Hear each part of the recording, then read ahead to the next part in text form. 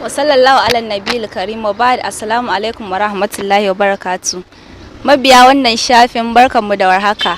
A yau ina tare da sauran ɗalibai ne kamar su Malama Rabi'a, Malama Zainab da kuma Aisha Mustafa da wata sabuwar mai gabatarwa wanda za ku fara ganin ta nan ba da daɗewa ba, Aisha Ibrahim. Assalamu alaikum wa rahmatullahi wa barakatuh. Masu kallon mu barkamu da sake kasancewa tare da ku a yau da ya gani da sabuwar mai gabatarwa wato Aisha Ibrahim wacce za ta dinga turance mu a cikin wannan shafin. Amma kafin in shiga cikin bayanai na zan so ku yi subscribing din wannan YouTube channel din kuma ku yi liking din shafin mu na Facebook. Sannan kuma kar ku manta ku danna ƙararrawa domin samun shirye-shiryen mu da zaran mun daura.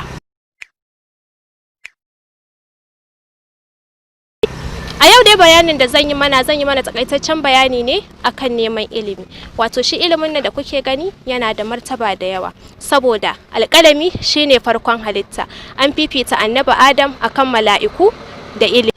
Farkon wahayi magana ne akan neman ilimi. Sannan kuma Allah ta'ala ya ce wa annabi sallallahu alaihi wasallam da ya tashi ya nema daɗin ilimi, don haka babu abin da ya fi ilimi daɗi. Mu tashi mu ta karatu har zuwa ƙarshen rayuwarmu saboda mu samu wannan roman karatun da muke koyarwa. Ya kamata idan dai har mun hau social media mun ci karo da videos musamman ma na addini, mu bibiye wannan video ɗin kuma mu yi liking na shafuka domin samun muhimman videos da muke sakarwa musamman ma na koyar da karatu da muke yi. Kuma yan uwa mu sani ilimi yana tafiya ne tare da tarbiyya. In har mutum yana da ilimi to tabbas za a samu tarbiyya a tattare da shi. Kuma idan dai har mun samu wannan video din mun yi liking mun yi sharing, ku tabbata cewa duk wani wanda ya karanta kuma shi ma ya sharing to fa kai kana da lada, kuma shi ma wanda ya sharing din nan yana da lada. Saboda haka wannan videos din da muke sakarwa zan iya cewa kamar sadaqatu jariya ne, amma fa babu yadda za a yi mu samu waɗannan videos din ba tare da mun yi liking ko kuma subscribing na shafuka ba, musamman ma wannan shafin namu na auladun salihun. Idan dai har mun yi subscribing kuma mun yi liking za mu samu ƙayatattun videos masu faɗakarwa har ma da ilmantarwa. Ina fata za ku ci gaba da kasancewa tare da mu. Kuma yan uwa ina so ku sani cewa wannan shafi namu makaranta ne mai zaman kanshi, wato madrasatu Abi Huraira. Wannan makaranta ne na tahfiz wanda muna karantarwa kuma muna yada abubuwan da muke koya a wannan makarantar. Idan wannan ne farkon bidiyon da ka fara kallo na wannan shafin namu na auladun salihun, ka daure ka bibiyi bidiyoyinmu na baya, za ku gazgata waɗannan bayanan da nake muku.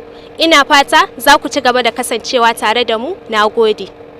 Assalamu alaikum, my name is Aisha Ibrahim. I'm the new proposer in this channel. Please don't forget to share, like and comment. God bless you and God will guide you all. Don't forget to stay social distance and stay safe. Assalamu alaikum wa rahmatullah. Assalamu alaikum wa rahmatullahi wa barakatuh. Idan har yau kuka fara cin karo da wannan channel namu mai albarka, ku danna subscribe sannan ku danna ƙararrawa don domin samun sababbin shirye-shiryenmu da zaran mun dora. Kuma ku yi liking ku bibiye channel namu domin samun shirye-shiryen da muka gabatar da su a baya domin amfanuwa da ilimi. Sannan kuma kamar yadda Malama Rabi'atu ta yi bayani akan ilimi, a wannan zaman da muke ciki gaskiya ilimi yayi karanci. Yana da kyau musamman mu nemi ilimi, musamman mu mata, saboda mu ne tushen al'umma. Kuma mu ne muke tarbiyya ga 'ya'ya maza ko mata. Saboda haka ilimi yana da matukar muhimmanci a wannan lokaci da muke ciki, a wannan rayuwar da take garari. Yana da kyau mu tashi mu nemi ilimi domin amfanuwar mu da 'ya'yanmu kuma domin ci gaban addinin musulunci. Idan har ka danna subscribe sannan ka danna ƙararrawa domin samun sababbin shirye-shiryenmu da muke gabatarwa domin faɗakarwa da ilmantarwa ga 'ya'yanmu da mu karan kanmu domin tunatarwa.